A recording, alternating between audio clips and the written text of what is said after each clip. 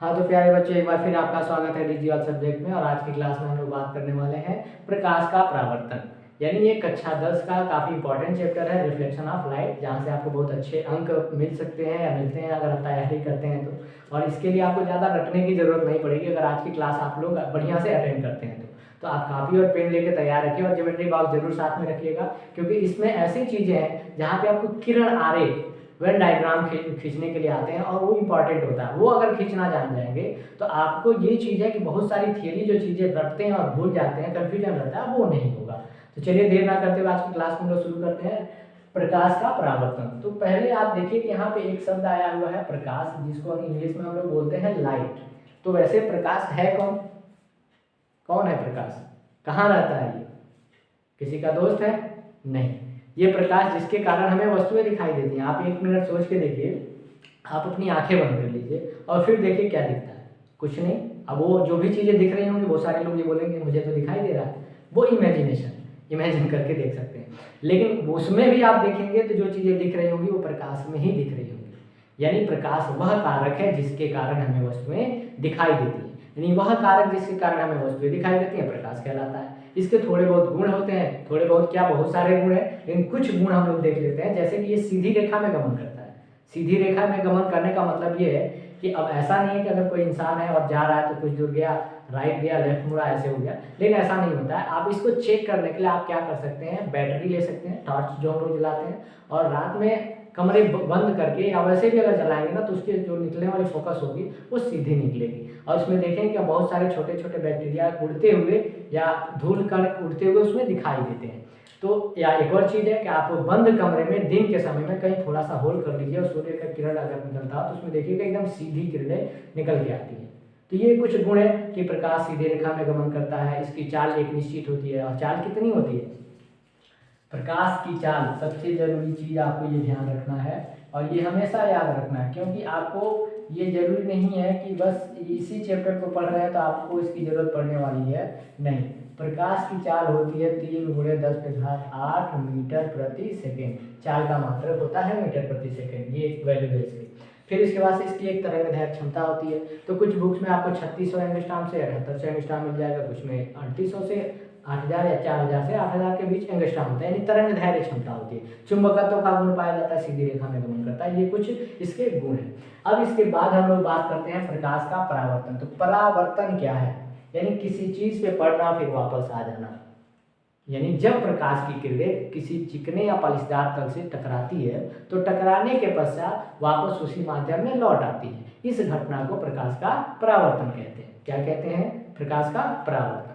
ठीक है। आप इसके परिभाषा वगैरह चीजें आपको यहाँ पे मिल जाएगा, आपको लिख के दे दिया भी जाएगा।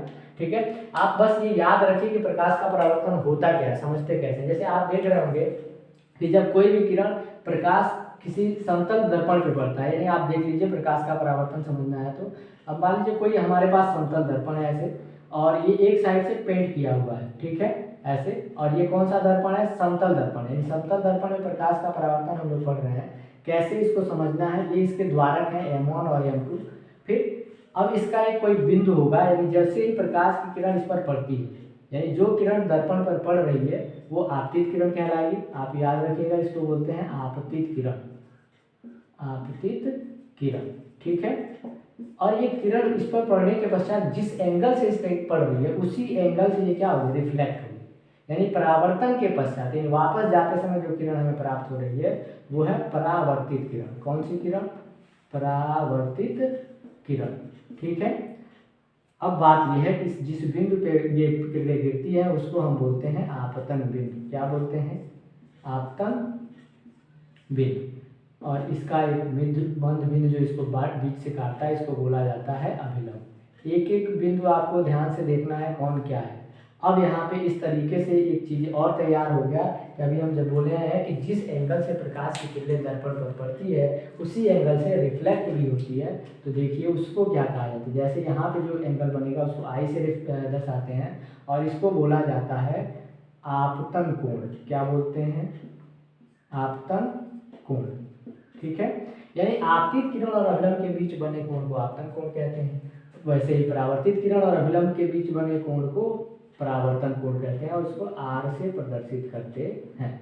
परावर्तन कोण। ठीक है, अब आप ध्यान से देखें तो इस डायग्राम में आपको एक चीज ये दिखाई दे रहा है कि आपतित किरण, परावर्तित किरण, अभिलंब तीनों एक ही बिंदु पर है। कहाँ पे? एक ही बिंदु पर। यानी एक रूल बन गया ये कि जब भी समतल दर्पण की बात आएगी और परावर्तन के नियम की बात आएगी तो प्रकाश की किरणें, यानी जब आपतित किरण किसी दर्पण पर पड़ेगी तो आपतित किरण, परावर्तित किरण, अभिलंब तीनों एक ही बिंदु पर होंगे। ये परावर्तन का नियम, परावर्तन का नियम, परावर्तन का नियम। जैसे हर चीज का एक नियम होता है तो इसी नियम पे हमेशा ये काम करेगा। पहला कि आपतित किरण जो दर्पण पर पड़ती है, आपतित किरण, फिर उसके बाद से अभिलंब व परावर्तित किरण। आप थोड़ा सा हिंदी संभाल लीजिएगा क्योंकि ये इधर उधर जा रहा है। परावर्तित किरण तीनों या तो एक कह सकते हैं एक ही तल पर होते हैं या आपतन बिंदु पर होते हैं। तीनों आपतन बिंदु पर होते हैं। ये आपका क्या है? पहला नियम। और दूसरा नियम आपको पता चल गया होगा, क्यों? क्योंकि आप वैसे समझदार हैं, आप देख रहे हैं कि जो किरण जिस एंगल से गिरे उसी से वापस जा रही है। यहाँ पे दूसरा नियम आपका हो जाएगा कि आपतन कोण परावर्तन कोण के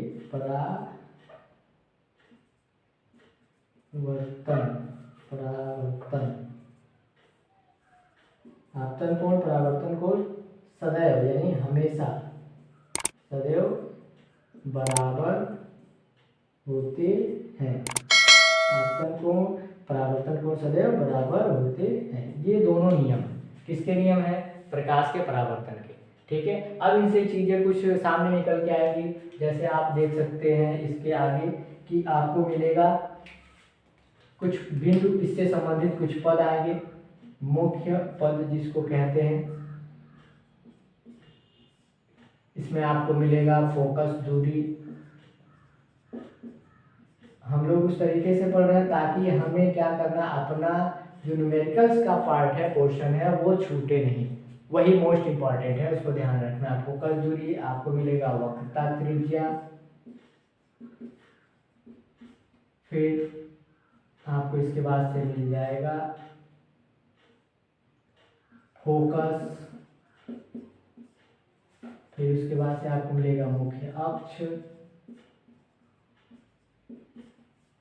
फिर आपको मिल जाएगा वक्रता केंद्र,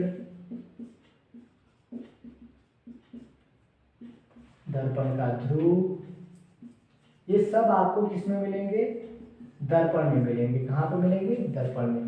यानी फोकस दूरी को हम F से दर्शाते हैं, त्रिज्या को R से दर्शाते हैं, फोकस को कैपिटल F से दर्शाते हैं, मुख्य अक्ष जिस बिंदु पर, जिस लाइन पर वक्रता केंद्र, ध्रुव, फोकस दूरी, मुख्य फोकस स्थित होते हैं, मुख्य अक्ष कहलाता है। वक्रता केंद्र को C से दर्शाते हैं, ध्रुव को P से दर्शाते हैं। ठीक है, तो इस चीजों की जरूरत पड़ेगी। अब इसके बाद हमें क्या करना है? फोकस दूरी क्या है, वक्रता त्रिज्या क्या, मुख्य फोकस क्या, मुख्य अक्ष क्या है, तो इसको जानने के लिए हम लोग यहाँ पे पढ़ेंगे। जैसे कि आपको ये बताया गया था कि समतल दर्पण है। कौन सा दर्पण है? समतल दर्पण। तो कुछ थोड़ा सा चर्चा कर लेते हैं दर्पण के बारे में कि दर्पण कितने प्रकार के होते हैं। दर्पण यानी मिरर, यानी कांच। तो ये दो प्रकार के होते हैं, समतल दर्पण और गोलीय दर्पण। समतल दर्पण आपने देख लिया। बस इसमें ये है कि इसमें जितनी बड़ी वस्तु होगी उतना ही बड़ा प्रतिबिंब दिखाई देगा, इसमें कोई परिवर्तन नहीं होगा और इसकी फोकस दूरी जो होती है वो अनंत होती है। समतल दर्पण की फोकस दूरी जो होगी, फोकस दूरी वो अनंत होगी। क्या होगी? अनंत। ठीक है, इस चीज को याद रखिएगा। फिर अब हम जो मुख्य पद की बात कर रहे हैं इस चैप्टर से, फोकस दूरी, वक्रता त्रिज्या, मुख्य फोकस, वक्रता के ध्रुव, तो ये इसको जानने से पहले आप क्या करिए, दर्पण के प्रकार में आप समझ गए हैं कि एक दर्पण होता है गोलीय दर्पण। पहला आपका पढ़े हैं समतल दर्पण और दूसरा गोलीय दर्पण। ठीक है, तो ये भी दो तरह के होते हैं, एक होता है अवतल और दूसरा उत्तल दर्पण। यानी गोलीय दर्पण दो प्रकार का होता है, अवतल दर्पण और उत्तल दर्पण।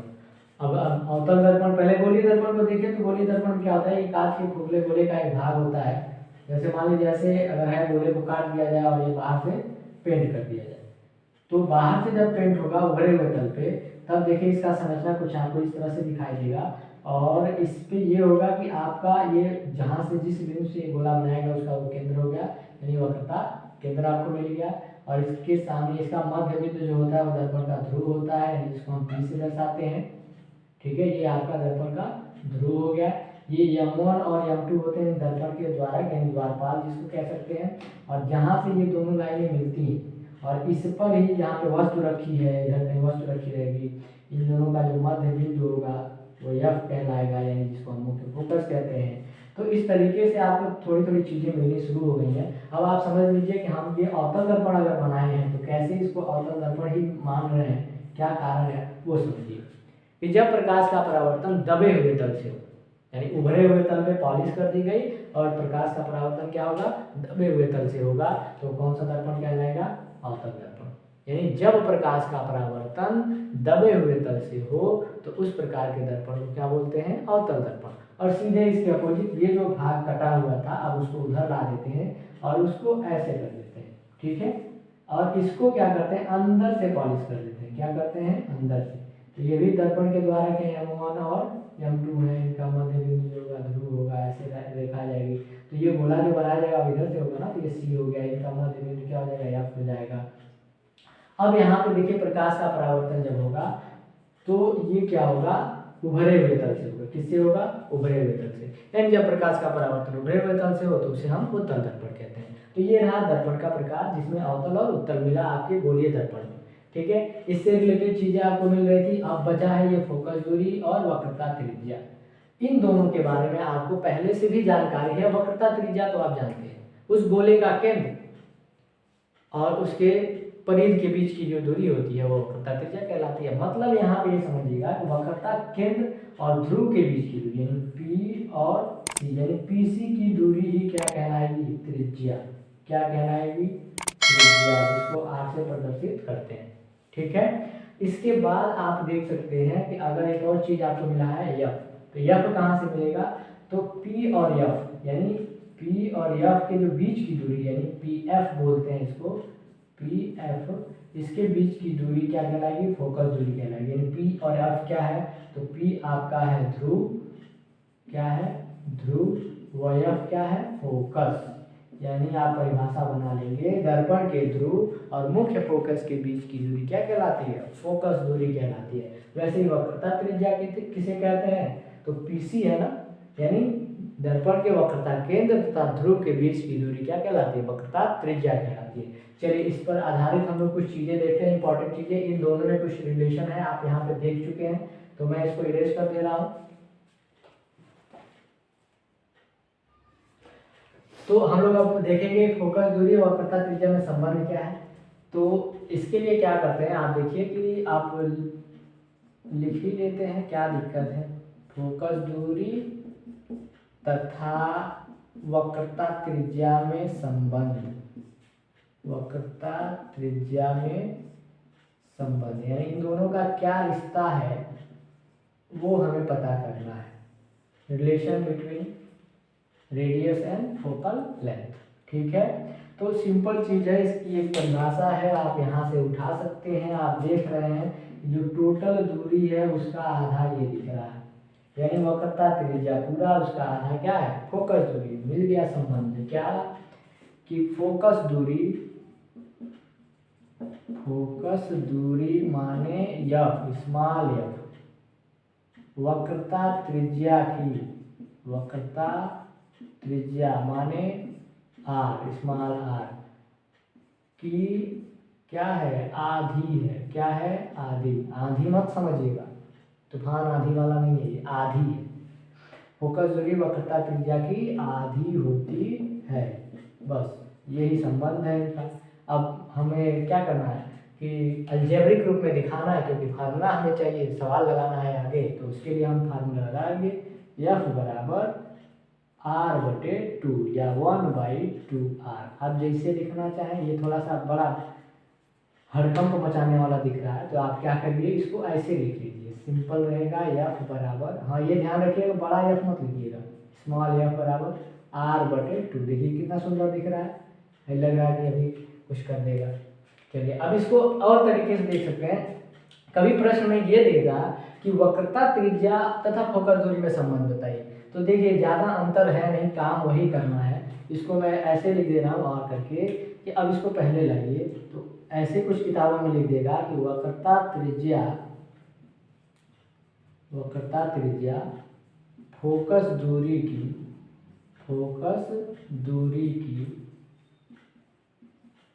2 गुनी होती है। बात वही है, बस कान घुमा के पकड़ा गया है। वक्रता त्रिज्या फोकस दूरी की 2 गुनी होती है। अब इसको लिखेंगे तो r बराबर क्या होगा 2f, ये भी लिखेगा। तो कुछ पब्लिकेशन में ऐसे भी लिखना क्या है आप लिख सकते हैं, कोई दिक्कत नहीं है। तो ये रहा वक्रता त्रिज्या तथा फोकस दूरी में संबंध, या फोकस दूरी तथा वक्रता त्रिज्या में संबंध। इसके बाद हम लोग आगे बढ़ते हैं और एक और पॉइंट देखते हैं। इसको हटा देते हैं ताकि कुछ चीजें मिल जाए और हमें जगह की जरूरत है। दर्पण वगैरह आपको क्लियर हो गया है। अब हम लोग पहुंचने वाले हैं बहुत जल्दी ही न्यूमेरिकल की तरफ। इस चीज को बस पकड़े रहिएगा, मतलब इसके साथ बने रहिएगा, दिक्कत होगी अगर इसको बीच में मिस करेंगे तो। अब देखते हैं u v तथा f में संबंध। आपको एक चीज और मिलेगा दर्पण में, दर्पण सूत्र जिसको कहा जाता है, दर्पण सूत्र वो कहिए, या इसके लिए प्रश्न बनता है कि u v तथा f में संबंध। ठीक है, अब या तो ये समझिए किसी को ऐसे चीजें लिखी जाएगी u v और f क्या है, मैं आपको यहाँ पे थोड़ा सा बता दे रहा हूँ। u क्या है तो वस्तु की दूरी है, और कहाँ से नापी जाएगी ये भी आप अभी पढ़ेंगे, आपको पता चल जाएगा वस्तु की दूरी। ठीक है, ये क्वेश्चन में आपको पूछा जा सकता है या दिया रहेगा। ये है प्रतिबिंब की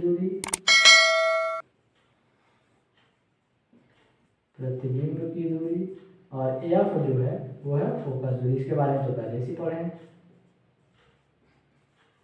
ठीक, तो u v तथा f में संबंध क्या होता है या दर्पण सूत्र क्या होता है, तो सिंपल चीज है, इसका फार्मूला होता है 1/f, ऐसे नहीं, पहले ऐसे लिख लीजिए 1/u प्लस 1/v बराबर 1/f, ये याद रखिएगा। अब इसके निगमन के लिए भी आता है तो आपको डिटेल में बताया जाएगा निगमन कैसे करते हैं। तो 1/u प्लस 1/v बराबर 1/f, आपको ये चीज याद रखना ताकि आपके न्यूमेरिकल्स लग जाए। तो आपके फार्मूले यहाँ पे ये मिल गए, फिर भाई साहब यहाँ पे भी हैं, तो ये लोग मिल गए। यहाँ से आप हम लोग क्वेश्चन सॉल्व कर सकते हैं। हाँ, एक सबसे बड़ी दिक्कत ये रहती है कि कभी आप ध्यान रखिएगा u v और f का मान बदलता रहता है, प्लस और माइनस, उसको समझ लीजिए। तो ये छोटा सा और एक पॉइंट है, इसको याद रखना है, चिन्ह परिपाटी का नियम। चिन्ह परिपाटी का नियम,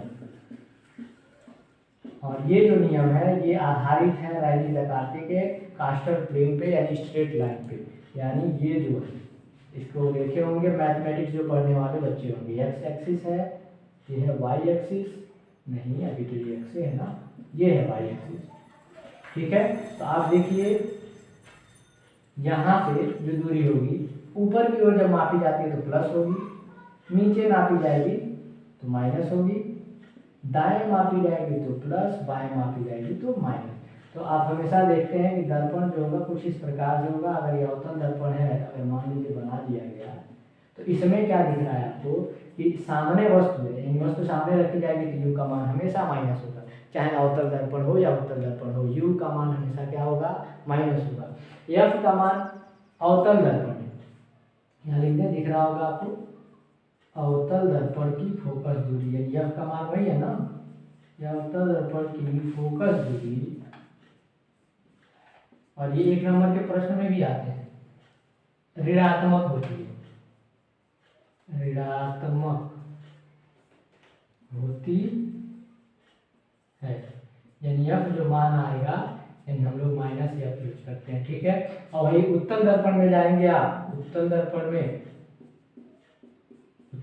की फोकस दूरी ये प्लस f होती है। ठीक है, यानी फोकस दूरी धनात्मक होती है, धनात्मक होती ये आपको मिल जाएगा, ये न्यूमेरिकल्स क्वेश्चन आप यहाँ से तैयार हो जाएंगे। इस चीज़ को आपको याद रखना है, ठीक है। ये कुछ पॉइंट्स हैं जो इंपॉर्टेंट थे न्यूमेरिकल्स को सॉल्व करने के लिए, तो आप इस चीज़ को बढ़िया से तैयार कीजिएगा, ताकि हम लोग अगले वीडियो में अगली क्लास में जब मिले तो हम इस चैप्टर के जो इंपॉर्टेंट न्यूमेरिकल्स हैं, जो आपके हर एग्जाम में हमेशा पूछे जाते हैं और इम्पॉर्टेंट भी होते हैं, कभी आपको वो मिस नहीं करना है, वो 4 नंबर या 2 नंबर हमेशा आते हैं। और किरण आरेख के साथ भी हम लोग अगले वीडियो में पढ़ेंगे। आज की वीडियो हम लोग यहीं पे कंप्लीट करते हैं।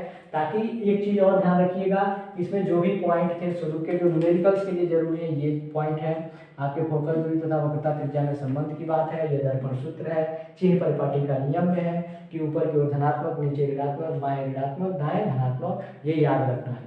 तो आज की वीडियो हम लोग यहीं पे समाप्त करते हैं। तब तक के लिए धन्यवाद।